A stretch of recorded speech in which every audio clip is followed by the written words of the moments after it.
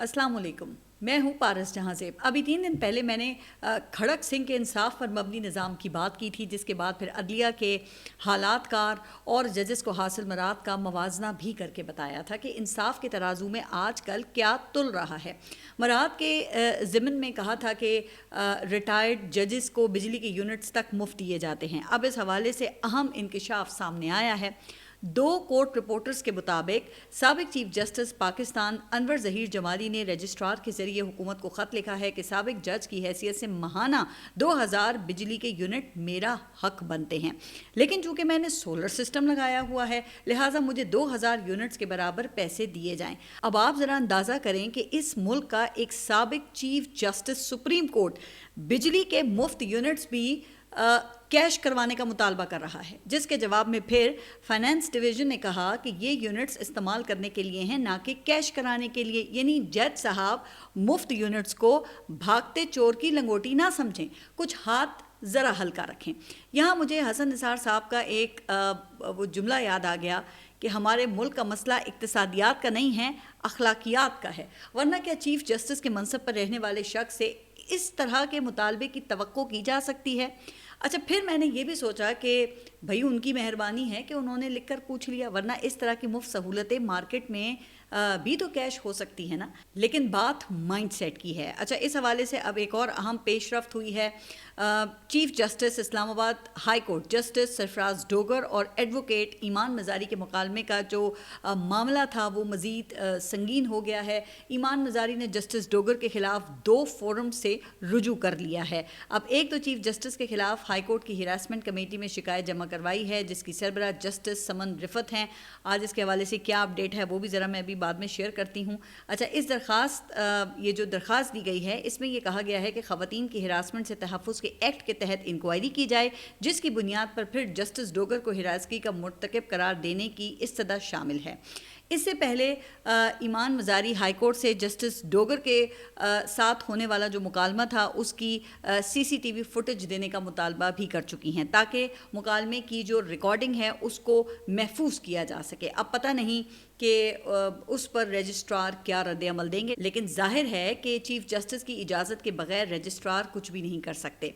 फिर इसके अलावा ईमान मज़ारी ने सुप्रीम जुडिशल काउंसिल में जस्टिस डोगर के खिलाफ मिसकंडक्ट का रेफरेंस भी भेजा है, जो किसी जज को ओहदे से हटाने का मजाज फोरम है। लेकिन जनाब, जिनको यहाँ पे बचाना होता है ना, उनके लिए यहाँ सुप्रीम जुडिशल काउंसिल भी कुछ नहीं कर सकती। आपको याद है ना कि जस्टिस फाइज ईसा के खिलाफ सुप्रीम जुडिशल काउंसिल में एक सदारती रेफरेंस भेजा गया था, मगर क्या हुआ? उनको बचाना मकसूद था क्योंकि चीफ जस्टिस बनाना था और बहुत बड़ा काम लेना था। इन्हीं में से एक काम का जिक्र आगे एक स्टोरी में भी आने वाला है। लेकिन बात चूँकि सुप्रीम जुडिशल काउंसिल की हो रही है, तो अब कुछ दिनों बाद सुप्रीम जुडिशल काउंसिल में एक रुकन की सीट खाली हो जाएगी, जिसके लिए जस्टिस डोगर एक मजबूत उम्मीदवार हैं। अच्छा, इस वक्त इस्लामाबाद हाई कोर्ट में एक बड़ी ही इंटरेस्टिंग सूरत हाल है। एक तरफ 5 सीनियर जजेस हैं और दूसरी तरफ जस्टिस डोगर और 26वीं आईनी तरमीम के बाद भर्ती या ट्रांसफ़र होने वाले 6 जजेस हैं।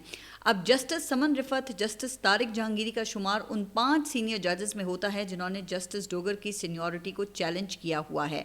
अब जस्टिस समन रिफत के पास जस्टिस डोगर के खिलाफ हिरासानी की दरख्वास्त आ गई है। जस्टिस समन रिफत ने हिरासमेंट की दरख्वास्त पर इंक्वायरी के लिए 3 जजेस पर मुश्तमिल कमेटी भी बना ली, लेकिन इस दौरान हाई कोर्ट इंतज़ामिया ने जस्टिस समन रिफत को हिरासमेंट कमेटी की मजाज अथॉरिटी से डी नोटिफाई कर लिया और उनकी जगह हिरासानी कमेटी नए तैनात जज जस्टिस इनाम अमीन को सौंप दी है। अब जनाब, ये तो हाल है। जबकि जस्टिस डोगर ने अब अचानक ही जस्टिस तारिक जहांगीरी की मुबैना जाली डिग्री का जो मामला है उसको भी टेकअप कर लिया है और एक ही समात में उन्होंने आज फैसला भी सुना दिया है, जिसके मुताबिक सुप्रीम जुडिशल काउंसिल में जस्टिस जहांगीरी का फैसला होने तक उनको काम से रोक दिया गया है। अब अगर जुडिशल काउंसिल मजीद कई साल तक फैसला नहीं करती तो क्या जस्टिस जहांगीरी से कोई काम नहीं लिया जाएगा? बहरहाल ये एक जो नई सूरत हाल है वो डेवलप हो गई है, जिसकी बज़ाहिर वजह जस्टिस तारिक जहांगीरी की जानिब से किए गए कुछ بولڈ فیصلے ہیں جن میں الیکشن ٹرائبونلز کی کارروائی اور عمران خان کی نااہلی کے خلاف ٹریان کیس کو مسترد کرنا شامل ہے۔ اب سوال تو یہ ہے نا کہ اگر ججز کو ان کے فیصلوں کی وجہ سے ٹارگٹ کیا جائے گا تو پھر انصاف کہاں رہے گا؟ اور سوال یہ بھی اٹھ رہا ہے کہ جسٹس جہانگیری کا قصور کیا صرف یہ تھا کہ وہ اسلام آباد کے حلقوں میں دھاندلی کی سماعت کے دوران فارم 47 پر سوالات اٹھا رہے تھے، جس کو پھر مختلف حربے استعمال کر کے غیر معینہ مدت کے لیے بیک برنر پہ ڈال دیا گیا؟ لیکن اب جناب یہ انکشاف ہوا ہے کہ ملکی اداروں کے ساتھ ساتھ بین الاقوامی اداروں نے بھی الیکشن دھاندلی پر پردہ ڈالے رکھا۔ اب برطانوی اخبار ٹیلی گراف کے مطابق کامن ویلتھ نے پاکستانی الیکشن کی دھاندلی چھپانے میں مدد کی۔ کیسے کی اب یہ مدد ان کی طرف سے؟ تو وہ ایسے کہ گزشتہ سال کامن ویلتھ کا 13 رکنی آبزرور گروپ الیکشن کی مانیٹرنگ کرنے پاکستان آیا تھا، جس کی بنیاد پہ پھر ایک رپورٹ مرتب کی گئی جس کو پبلک نہیں کیا گیا۔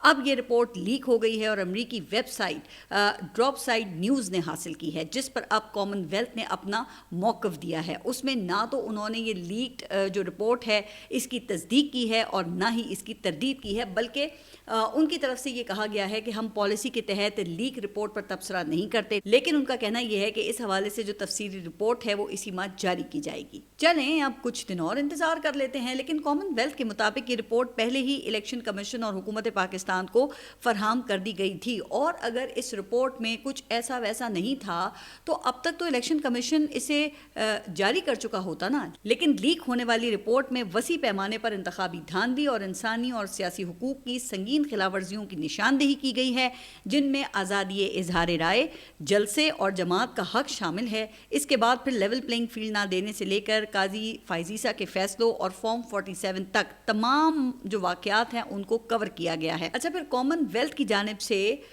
رپورٹ جاری کرنے کا فیصلہ وہ لیک ہونے کے بعد سامنے آیا ہے، تو کیا پھر اس کا مطلب یہ ہے کہ کامن ویلتھ بھی اس رجیم کو تحفظ دینا چاہتی ہے؟ اب لیک رپورٹ کو کوٹ کرتے ہوئے جو برطانوی اخبار ہے اس نے واضح طور پہ یہ لکھا ہے کہ رجیم نے عمران خان کی جماعت سے الیکشن چرانے کے لیے بڑے پیمانے پر فراڈ کیا۔ ٹیلی گراف کے مطابق کامن ویلتھ کی 70 سالہ تاریخ میں ایسا پہلی بار ہوا ہے کہ اس تنظیم نے اپنی فائنڈنگز شائع کرنے کے بجائے ووٹنگ کی شفافیت اور پاکستان کے جمہوری عمل کی تعریف کی۔ لیکن جناب دن دہاڑے جو کام ہوتا ہے اس پر کسی دباؤ یا انفلوئنس سے پردہ ڈالنا وہ ناممکن ہو جاتا ہے۔ اب آپ ذرا یہ انڈیا کی ہی مثال لے لیں، جس طرح پاک انڈیا کرکٹ میچ میں انڈیا نے پوری دنیا کو اپنی اصل اوقات دکھا دی ہے، انہوں نے کھیل کو بھی نہیں چھوڑا، کھیل کے ماتھے پر بھی انہوں نے سندور کا داغ لگا دیا ہے اس بنیاد پر کہ وہ ICC میں کچھ بھی کر سکتا ہے، لیکن اس سے انہوں نے صرف اپنے اندر کے جو چھالے ہیں نا انہی کو پھوڑا ہے، کیونکہ انہیں وہ 6-0 کا سکور اب بھی تڑپا رہا ہے، جس پہ مرہم رکھنے کے لیے یہ اوچھے ہتھ کنڈوں پہ اتر آئے ہیں۔ آپ انڈین کیپٹن کے بیان سے ان کی جو ذہنی حالت ہے اس کا اندازہ لگا سکتے ہیں کہ ان کی پریس ٹاک سے یہ لگ رہا تھا کہ آدھا جملہ وہ خود بول رہے ہیں اور باقی کا آدھا جملہ جو ہے وہ انڈین ایئر فورس کے ترجمان وہ بنے دکھائی دے رہے تھے۔ اب موصوف کے فرماتے ہیں کہ ہماری حکومت اور انڈین کرکٹ بورڈ ایک ہی سوچ پر تھے، ہم یہاں آئے، فیصلہ کیا، اور مجھے لگتا ہے کہ ہم یہاں صرف کھیلنے آئے تھے اور ہم نے صحیح جواب دیا۔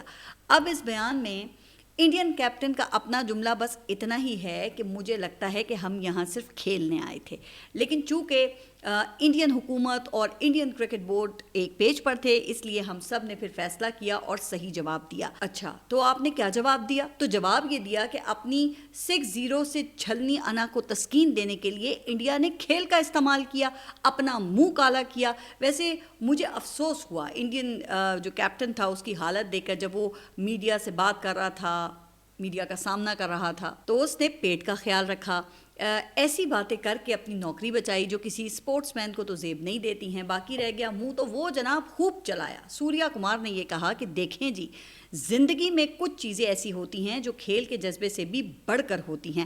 اب معلوم نہیں کہ کیا کسی بھی کھلاڑی کے لیے کھیل کے جذبے سے بڑھ کر بھی کچھ اور ہو سکتا ہے۔ ویسے یہ تو کھیل کے فلسفے کے ہی خلاف ہے نا۔ ایک طرف ان لوگوں کے بول بچن سنیں آپ، دوسری طرف انڈیا کو یہ سویلائزڈ اسٹیٹ کہتے نہیں تھکتے، مہا بھارت کی تہذیب کو یہ اپنا دھرم مانتے ہیں۔ ارے بے شرمو، یہ ہے تمہاری مہا بھارت کی تہذیب؟ خیر تم نے تو وہی کرنا ہے نا جو تمہاری فطرت میں تھا۔ ظاہر ہے سانپ کی فطرت جو ہے وہ ڈسنا ہوتا ہے، لیکن جناب اس کا جو رد عمل پی سی بی نے دیا وہ ایک الگ ہی نالائکی اور مصلحتوں کی داستان ہے۔ ٹاس شام 6:30 بجے ہوا۔ جب اس بد تہذیبی کا آغاز ہوا تو ٹاس پر مخالف ٹیم کا جو مائنڈ سیٹ تھا وہ صاف پتہ چل چکا تھا، انتظامیہ کو چوکنا رہنا چاہیے تھا۔ پھر رات 10 بجے جب پاک انڈیا میچ ختم ہوا تو اس بد تہذیبی کی انتہا ہو گئی، جس کے بعد پھر انڈین کیپٹن کی پریس کانفرنس بھی ہو گئی جس میں اس نے میچ میں فتح کو اپنی فوج کے نام کیا۔ لیکن انڈیا کے اس طرز عمل پر پہلا موقف پاکستان کے کوچ کی جانب سے آیا جن کا اپنا تعلق وہ نیوزی لینڈ سے ہے۔ ظاہر ہے کہ انہیں پاک انڈیا جو حساسیت ہے اس کا اتنا اندازہ تو نہیں ہے جو کہ کسی پاکستانی آفیشل کو ہو سکتا تھا، اس لیے انہوں نے ایک پروفیشنل کے انداز میں اپنی تنقید کو کھیل کے جذبے تک محدود رکھا۔ اب سوچنے کی بات یہ ہے کہ ٹیم کے مینیجر نوید اکرم چیمہ وہ کہاں تھے، جو ایک ریٹائرڈ بیوروکریٹ بھی ہیں۔ گزشتہ ایک دہائی میں کئی حکومتیں اور کئی چیئرمین پی سی بی آئے اور گئے، لیکن نوید اکرم چیمہ اپنی نوکری پر ابھی بھی قائم ہیں، اور لگتا یہ ہے کہ بھئی یہ تو قائم علی شاہ کا بھی ریکارڈ توڑ دیں گے چونکہ وہ بھی بھٹو دور سے مسلسل پارلیمنٹ کے ممبر چلے آ رہے ہیں۔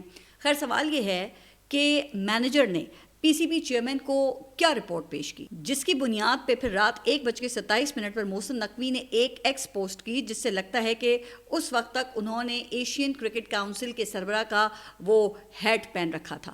انہوں نے اپنی ایکس پوسٹ میں لکھا کہ آج کھیل میں سپورٹس مین اسپرٹ کی کمی دیکھ کر بہت افسوس ہوا، کھیل میں سیاست کو گھسیٹنا کھیل کے اصل جذبے کے خلاف ہے، امید ہے کہ آئندہ فتوحات سب ٹیمیں خوش اخلاقی اور وقار کے ساتھ منائیں گی۔ یعنی کہ رات 1:30 بجے تک محسن نقوی صاحب اخلاق کا درس دے کر آگے بڑھنے کی بات کر رہے تھے، مستقبل کے لیے وہ اچھے کی امید کا اظہار کر رہے تھے۔ پھر اس جذبے میں انہوں نے 12 گھنٹے گزار لیے۔ اگلے دن پھر 1:30 بجے انہیں یہ یاد آیا کہ ارے پی سی بی کے بھی تو ہیڈ ہیں وہ، لہٰذا انہوں نے ہیڈ بدلا اور پھر چیئرمین پی سی بی کا ہیڈ پہن کر انہوں نے ایکس پوسٹ کی، کہا کہ پی سی بی نے آئی سی سی میں میچ ریفری کے خلاف شکایت درج کرائی ہے چونکہ میچ ریفری نے کھیل کے جذبے سے متعلق آئی سی سی کے ضابطۂ اخلاق اور دیگر قوانین کی خلاف ورزی کی ہے، اس لیے پی سی بی نے مطالبہ یہ کیا ہے کہ میچ ریفری کو فوراً ایشیا کپ سے ہٹا دیا جائے۔ واہ واہ واہ چیئرمین صاحب واہ! انڈین کیپٹن یہ کہہ رہا ہے کہ بھائی جو کچھ ہم نے کیا وہ انڈین حکومت اور کرکٹ بورڈ کے کہنے پہ کیا، لیکن محسن نقوی صاحب آپ نے یہ سارا مدعا وہ ریفری پہ ڈال کر انڈیا کو صاف کلین چٹ دے دی۔ اب ہو سکتا ہے نا کہ یہ بات کہیں اور بھی نوٹس کی گئی ہو، شاید اسی وجہ سے پھر محسن نقوی کو 1.5 گھنٹے بعد ہی ایک اور اپنا بیان جاری کرنا پڑا، اور اتنی ایکس پوسٹیں تو وزیر داخلہ محسن نقوی نے پورے مہینے میں نہیں کی، جو کہ یہ 12 گھنٹے کے اندر اندر ان کو کرنی پڑ گئی ہیں، لیکن بالآخر ان کی پاکستانیت نے جوش مارا یا پھر ان کو جوش دلایا گیا، اس لیے انہوں نے پی سی بی کا ہیڈ اتارا اور ایک پاکستانی کا ہیڈ پہن کر ایکس پوسٹ کی اور کہا کہ میرے لیے اپنے ملک کی عزت اور وقار سے بڑھ کر کوئی چیز اہم نہیں ہے۔ بالکل ایسے ہی ہوگا، لیکن جناب یہ بات آپ کو اتنی دیر میں کیوں یاد آئی؟ اور جب یاد آئی تو آپ نے میچ کے ریفری کے خلاف تو شکایت کی، لیکن یہ انڈیا سے معذرت کا مطالبہ کیوں نہیں کیا یہ تو مجھے نہیں معلوم۔ ہاں لیکن اتنا معلوم ہے کہ اگر محسن نقوی ایسا کرتے تو اس کے لیے انہیں وزارت خارجہ یا پھر وزیر اعظم کی منظوری کی ضرورت نہ پڑتی۔ لیکن وہ کیا ہے کہ اگر کسی نے مختلف ہیٹس پہنے ہوئے ہوں تو ایک ہیٹ کو اتارنے میں اور دوسرا پہننے میں وقت تو لگتا ہے نا پھر، اور جب ایسی صورتحال پیش آئے تو پھر وہ مشہور کہاوت ہے کہ گرا گدھے سے اور غصہ کمہار پر۔ اب پاکستان کرکٹ بورڈ نے بھی تو یہی کام کیا ہے۔ بورڈ نے ڈائریکٹر انٹرنیشنل کرکٹ عثمان واہلہ کو اس بنیاد پر معطل کر دیا ہے کہ اس نے انڈین ٹیم اور ریفری کے حوالے سے رد عمل دینے میں تاخیر کر دی۔ اب میں نے یہ ساری ٹائم لائن آپ کے سامنے رکھ دی ہے اور رات کے 1:30 بجے سے لے کے اگلے دن کے 3 بجے تک محسن نقوی کے بیانات کی جو ٹرانزیشن ہے وہ آپ کے سامنے رکھتی ہے۔ اب اگر اس موقف اور تاخیر کے لیے کسی بکرے کو بلیدان کیا ہے تو وہ آپ کر کے دیکھ لیں، لیکن اس سے کچھ فرق تو نہیں پڑے گا چونکہ لوگ اب اس بات کو سمجھ گئے ہیں کہ یہاں پر معطل تو اسے کیا جاتا ہے جسے دوبارہ بحال کرنا ہوتا ہے۔ خیر خبر آئی ہے کہ جس ریفری کے خلاف پاکستان نے آئی سی سی کو شکایت کی ہے اسی ریفری کا نام پاکستان اور جنوبی افریقہ کی سیریز میں بھی آ رہا ہے.